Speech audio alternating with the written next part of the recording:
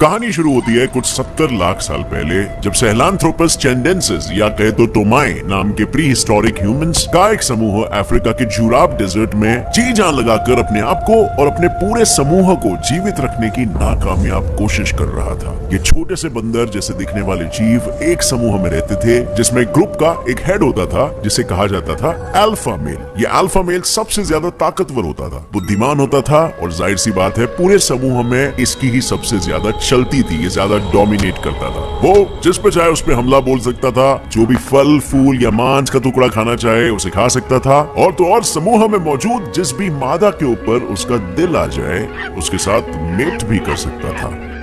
जब तोमाई का एक समूह खाने की खोज में आसपास भटकने लगा तो उन्हें दूर एक पेड़ के पार कुछ दिखा, एक दूसरा तोमाई का झुंड। उसमें मौजूद कुछ महिला तोमाई पर हमारे इस अल्फा तोमाई का दिल आ गया, लेकिन इन्हें हासिल करना इतना आसान नहीं था क्योंकि ये एक दूसरे समूह की महिला थी और उस समूह का अल्फा इनसे कहीं ज्यादा शक्तिशाली और विशालकाय था। तो अब हमारे अल्फा मेल के दिमाग में आया एक खुराफाती आइडिया, एक ऐसा आइडिया जो इंसानी इतिहास में एक बहुत ही बड़ा भूमिका निभाने वाला था। उनकी नजर कुछ पत्थरों और कुछ पेड़ों की डालियों पर पड़ी। अब पता नहीं उसके इस छोटे से दिमाग में क्या खिचड़ी पकी, लेकिन उसने इन प्राचीन औजारों को उठाकर उस दूसरे समूह के विशाल अल्फा मेल पर हमला बोल दिया। जबरदस्त झगड़े हुए, मारधाड़ हुई, शोर शराबा हुआ, लेकिन अंत में हमारे ये हथियारधारी तोमाई की जीत हुई और इसने जन्म दिया इतिहास के उस सबसे पहले, सबसे प्राचीन पत्थरों और पेड़ों की डालियों से बने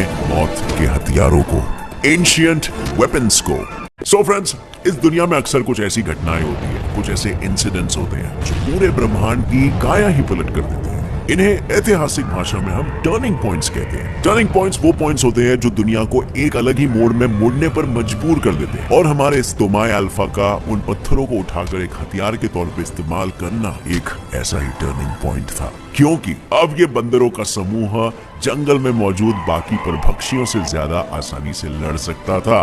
वो अपने शिकार ज्यादा आसानी से कर सकता था, और तो और वो अपने ही प्रजाति के जीवों से तक इसकी मदद से लड़ सकता था और अपने सर्वाइवल के चांसेस को बढ़ा सकता था। वो जंगल का सबसे शक्तिशाली इनविंसिबल राजा बन चुका था, जिसे और कोई भी जानवर हरा नहीं सकता था।